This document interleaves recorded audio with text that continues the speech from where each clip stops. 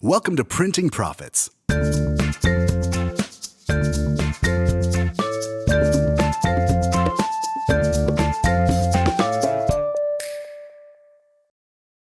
Setting your online store apart from the competition isn't always the easiest thing to do. It can take loads of research, trial and error, and of course, a lot of valuable time.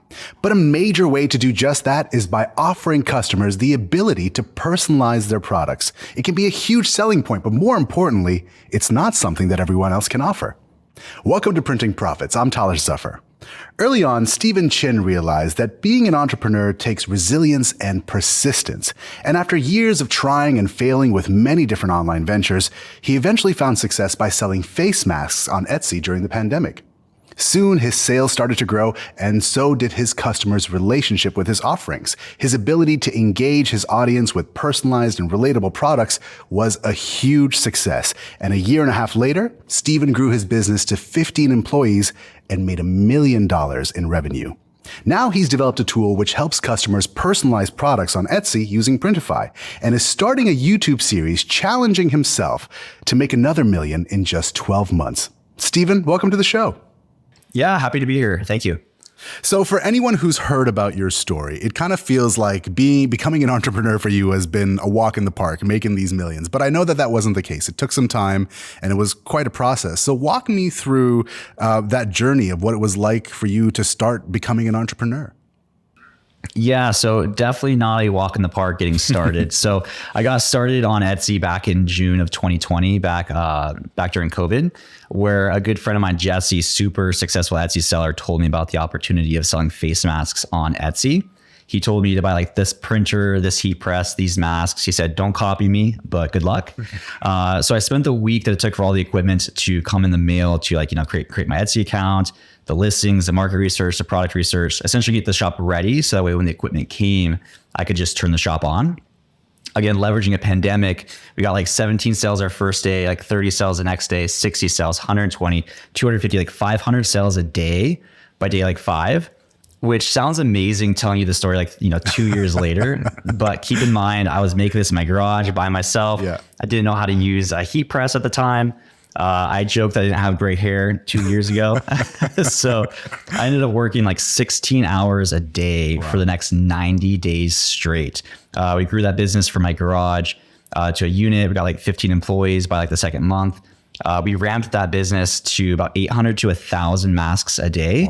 Wow. Within a few months, which was amazing. So that was my kind of crash course in Etsy.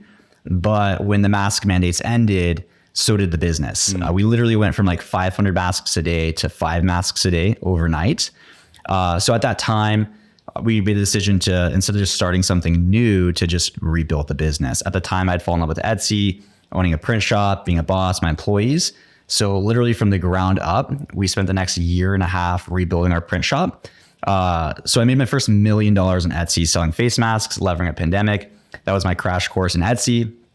Over the next 1.5 years, we made our next $1.5 million selling other print products on Etsy. So that's kind of where I'm at today. About almost 3 years into it, almost $3 million revenue, selling print products on Etsy. Hey man, congratulations. I mean, when I first started hearing about you, I saw this video where you say that one of the biggest things that helped you do what you do is this idea of failing again and again, of persistence and resilience. And I keep thinking about that. I mean, you know, the success that you talk about, obviously, I'm sure it felt great. But in those moments where it took that time for you to get there, how did you keep yourself motivated? Yeah, I'm stubborn.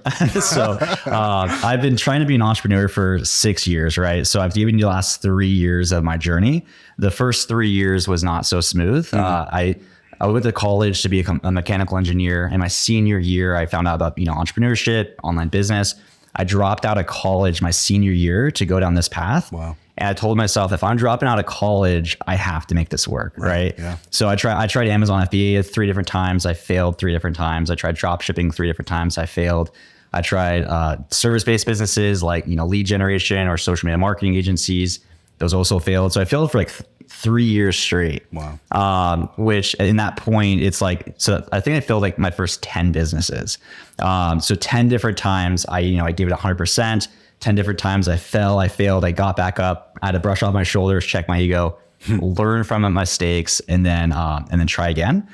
So I call that failing forward, because what I'm doing today, I am leveraging some of those skill sets that I acquired in those failures, if that makes sense. Which is one reason why I think when I did launch the Etsy business, I've tried Amazon 3 different times. So I kind of knew how to do product research, market research, listing creation, to where it actually helped me be able to like scale the way that we did.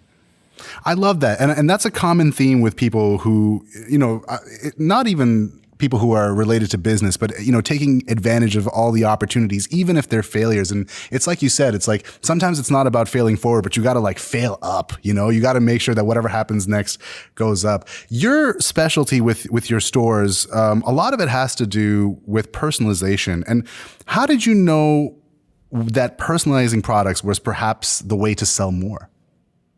Yeah. So again, I sell on Etsy, and Etsy is a marketplace where people go to find unique goods that you can't find anywhere else. And as a result, personalized print products tend to sell better than non-personalized print products. So I was just better trying to serve the marketplace. And it's also a higher barrier to entry that like 99 out of 100 sellers are not currently doing. Mm-hmm. So when you find yourself selling on the same marketplace, similar products, similar designs, if you're doing print on demand, buy from the same provider, same cost, same lead times, it's almost impossible to stand above the competition beyond your design. And I'm not a graphic designer. So the easiest way for me to stand above the competition is by adding personalization. Yeah. I mean, it's interesting to me, the concept of personalization, because of course, like as a customer, if you tell me that I can put my own spin on a product, of course, that's going to be appealing to me. And you mentioned that like Etsy is one of the best places to do that. Why do you think people like personalizing so much when especially there's such an emphasis on wearing brands, because that is the thing, especially with streetwear, the brand is the representation. I know that you said Etsy has something to do with it, but what's your opinion on that? Yeah, I think when you're selling on a third-party marketplace like Etsy or Amazon, I think search volume trumps having a brand. When somebody buys, a shirt on Etsy and they go and they wear it and their best friend's like, that's a beautiful shirt. Where'd you get that? They're going to say Etsy. They're not going to say like your shop name. So when you're selling on a third-party marketplace, you kind of fall underneath the halo of like Etsy's branding or Amazon's branding. So it allows you to launch more trendy designs versus trying to build a brand. So I've tried going the brand route, and I just get a better ROI just launching more relevant designs, like Christmas designs for Christmas, Thanksgiving designs for Thanksgiving, Halloween designs for Halloween, versus trying to build like a logo or a brand around that. Yeah. I want to go back to something that you said earlier about, this idea then when you started your masking business and that took off. And then of course the mask mandates ended, and immediately, you had to pivot to, adjust to this loss of a product demand. How much effort did you have to put to pivot? I mean, that must have been a difficult time for you. Like how did you adapt so quickly? Yeah, so luckily we had a lot of the infrastructure in place. Mm-hmm. Again, at that time, I still didn't even know print on demand existed. So like if I knew print on demand existed, 3 years ago, I probably would have done print on demand masks. But at that time, we had a warehouse, we had equipment, we had employees. So it was just like, and we knew a lot about Etsy at this time. So it's just like, okay, we're going to be on Etsy, it's going to be print products. What's the next product? So we just did our product research, and then just what products can our equipment do, which is sublimation. So it allows us to just find the next sublimation print products that is doing well on Etsy. Yeah. I mean, you mentioned that one of the biggest drivers for you, especially at that time, was the fact that, you enjoyed being a boss. You enjoyed like having, working with the team that you were working in, scaling up. Was that hard? I mean, to go back to your team at the end of that and say like, all right, guys, because I know like for yourself, it's like, all right, cool, I have a strategy, I got to adapt to this. But what was it like leading a team during that time? It was definitely a learning curve. I've never had an employee before this. So yeah. My first employee that was, delegating. I'm also the kind of guy where it's like, it's better done if I do it myself. Yeah. So to be able to put like that trust in someone else to like do it and do it to my quality, that was a learning curve. But being 3 years into it, it's like my employees are like my second family. Like we do like free lunch Fridays, do like Christmas parties, like anything you need, I got you, free snacks in the break room.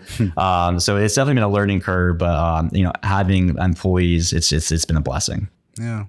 Well, one thing that's got us very excited is this personalization tool that you're working on for that will help merchants offer that to customers. Can you tell me a bit about how that works? Yeah. So to date, we've sold like 200,000 personalized print products on Etsy. Today. Today. Yeah. So over the last couple of years. So and again, that's personalized print products. And I only do text-based personalization, like names, dates, address, phone numbers.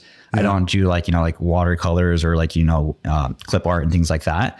But come like a Christmas rush, for example, where we're selling like over 1,000 units per day. Wow. I have a computer lab full of people just typing name, date, address all day long. I think I spent like, in terms of labor, I spent like $50,000 last year in labor just for people to just type name, date, address to change those print files to then be able to print. And it's also, one is expensive. It's one of the things that it's kind of harder going back to employees. Yeah. It's kind of harder to train somebody to like, hey, this is the design tool, like make sure you have the correct typing speed, but human error typos was huge. Yeah. And then it's slow, it's manual, it's tedious. So I was looking for a way to automate that. I'm all about like lean manufacturing and trying to automate as much as possible.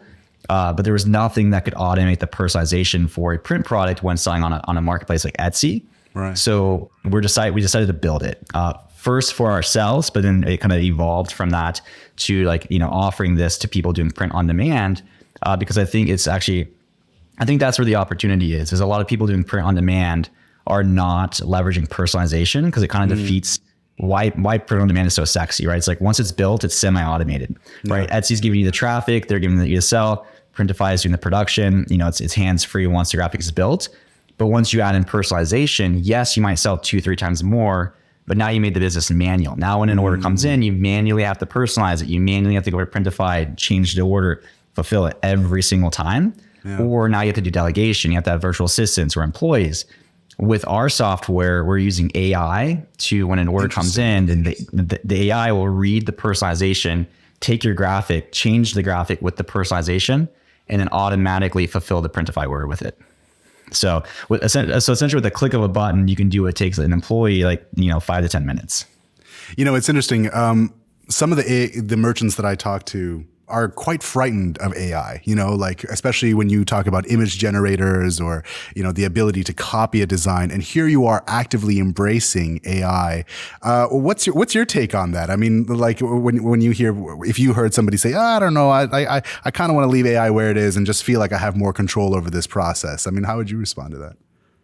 Yeah, what's crazy is I think AI is going to be more common as time goes on. And AI is so crazy today, but today is the worst AI will ever be. Yes. We're just now able to tap into some of these tools. And just now we're able to build tools from being able to tap into these APIs. I think it's great to embrace it. And for us, it's going to save us time, money. And then for people doing print on demand, it can save them time, money, and also allow them to do personalization, adding more revenue to their business. So I think if you can leverage it, it can also be a blessing to your business. How viable do you think personalization is for a lot of merchants? I mean, do you think that personalization is really the future of print on demand, or do you think that there's a space for it for certain merchants, but not for everyone? What's your opinion on that? Yeah. So my personal opinion is I think personalization is the evolution of print on demand. For example, Printify, I think you guys have gotten millions of new users in the last year. Etsy, Etsy I think grew for 4 million to 8-9 million in the last year. Yeah. And I think a lot of that is in sync with you guys. You guys grew, they grew, everyone's talking about print on demand on Etsy through Printify. So the competition is exponentially growing. Mm-hmm. So it's exponentially more harder to stand above the competition. I think I mentioned earlier, when you're selling on the same, marketplace, selling the same product, very similar designs, all, same provider, product, lead times, cost, it's almost impossible to stand above your competition. And so you have to go to a higher barrier to entry. And the most organic higher barrier to entry is personalization. Yeah. So if you can offer maybe, a teacher mug, but put Miss Smith on it, your product is more unique, it's more valuable, but sell at the same cost as a person who doesn't have that, you're going to get the sale. Right. And again, I've tried this. I'm a lazy entrepreneur. I've tried non-personalization. I've tried perceived personalization, and I've tried personalization. And hands down, we sell night and day more personalized products than anything else, to a point where I actually won't launch a print product today unless we can personalize it, because that's how much of an advantage it gives you. I've never heard that before. Can you explain what perceived personalization is? Yeah. So it's perceived personalization is grandma, mom, children. So it's gotcha. You're the best mom ever, love your children. So children's you are my child. That's your personalization versus you're the best mom ever, love Sarah, Sam, and Ryan. Gotcha. Fair enough. Yeah. Well, personalization is going to be a huge factor, especially this tool that you're testing in this new $1 million challenge, print on demand $1 million challenge that you're working on. Can you tell us a bit about that and how that idea came about? Yeah. So this is to like kick off the software that we're launching. So again, like during peak seasons, like our Etsy shop, like we're top 20 out of like 9 million sellers on Etsy. So we're like, like one of like the top, few sellers that are selling at the volume that we're selling at. So I get asked a lot, like, Steven, like, what are you doing? Or Steven, like, if you were to start over today, what exactly would you do? So what sparked this challenge idea was, instead of just telling you what I would do theoretically, launching in 2023 versus 2020, what if I actually showed you? What if I actually started over today, launched a brand new Etsy shop, print on demand, with the goal to grow to $1 million revenue in the next 12 months. And then with that, document the whole thing, curtains completely pulled back, both with the shop, the name, the designs, the listings, the niches, but more importantly, like my strategy. And then at the end, we're going to donate 100% of the profits to a charity. So super excited for this challenge. We just got done recording episode 6. Oh, wow. Oh, so, and there's like what, a total of, do you have a total number? Is there like a 10 or? Yeah. So episodes 1 through 6 is almost like a course. Like day 1 is like get everything set up. Day 2 is like our product research, market research, listing creation, launch strategy, demo of the software. Like that's the first 6 episodes. And then we're going to roll into like result videos, like, our 1 week results or 1 month results and things like that. So people can like see behind the scenes. If they don't just go to the shop, they can see like our profits, our losses, our strategies, the pain points. Like right now, actually our Etsy shop got suspended. That tends to happen for new shops. So it's like the pain points of launching a new shop. Sometimes it might get suspended for 2 weeks. So it's just super raw, documenting the whole thing from start to finish. I mean, a big part of this is, this idea that you've mentioned of peeling it back. Why was that important to you? And do you think that doesn't happen with other people who document their journeys? Yeah. So I think we're the only one who's ever done this. It might be the only one who ever will do this. Is a lot of people who are teaching YouTube, they have a shop. They're able to teach because they've done it. But when you put your shop out to the world, now people can start copying you, or they can start clicking onto your listings, might kill your conversion rate. So now your ads will start showing less. So it's not strategic for people to show their shop. So they keep that secret. Like they'll tell you the strategy, but keep the shop secret. So it almost creates like a disconnect. It's like you're telling me what to do, but I don't see a real life example. I don't see the proof. Right? Yeah, exactly. Yeah. Yeah. So with that, and also with the YouTube too, it's this is why courses are so popular. It's like you get the same content, but it's structured in order. So by being able to watch me launch it live, like what am I doing day 1? What am I doing day 2? So you're able to see it both in strategy with a practical example in linear order. So I think that by pulling back the curtains, you're able to almost put all the pieces together, and you're able to follow along and build along right alongside me. And then it makes more sense, I think, in that scenario.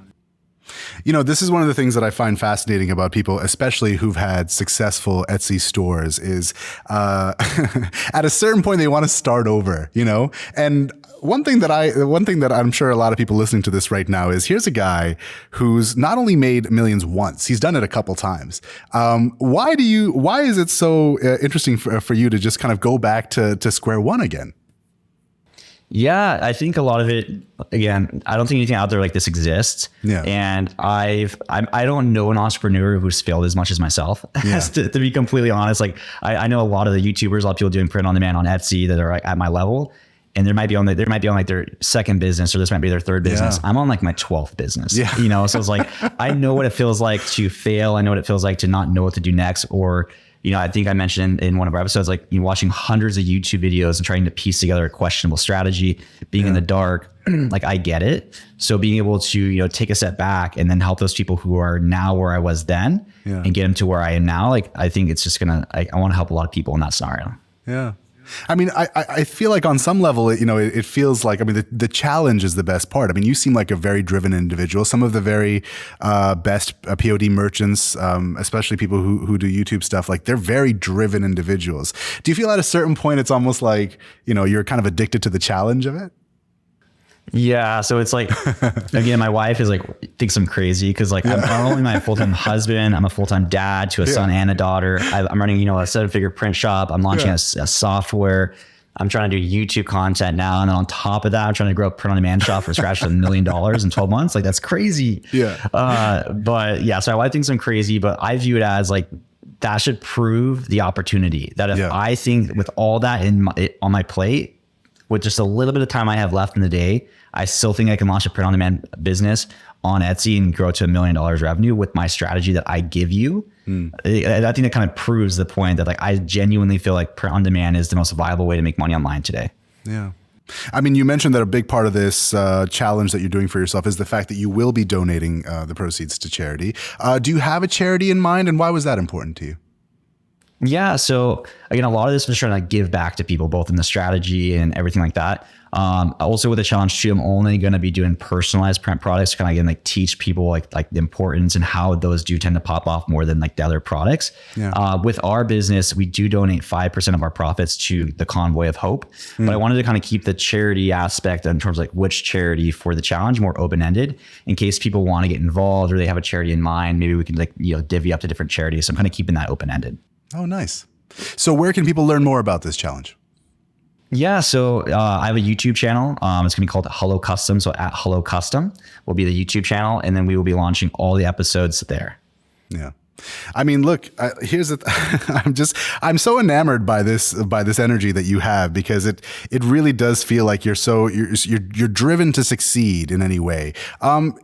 I know that this is the next milestone for you, which is making hopefully, I'm rooting for you, but hopefully making $1 million in the next 12 months.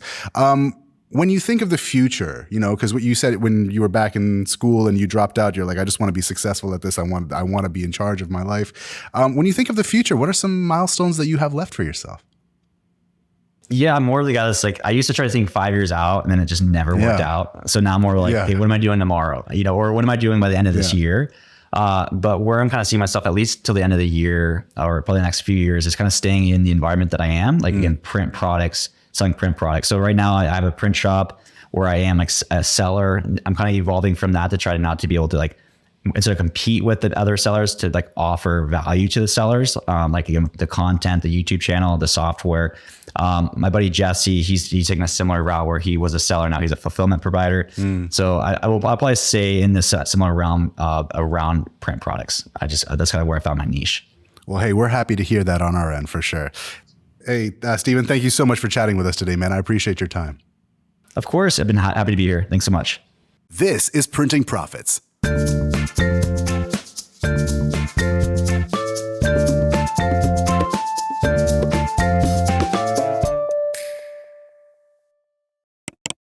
Hey, this is Printing Success, crisp tips by Sarah from Wholesale TED.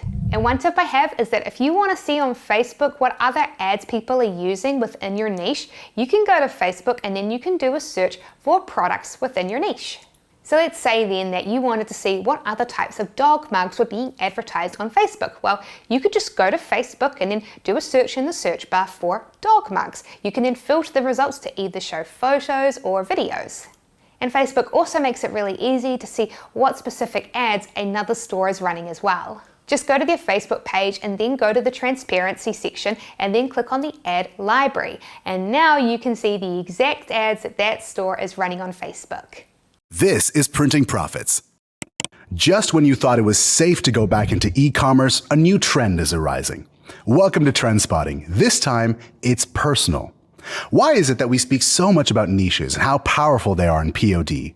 Well, it's all about that feeling of being personal. We all have hobbies, beliefs, interests, pop culture that we love. And when we see a product that reflects that love, we want to buy it.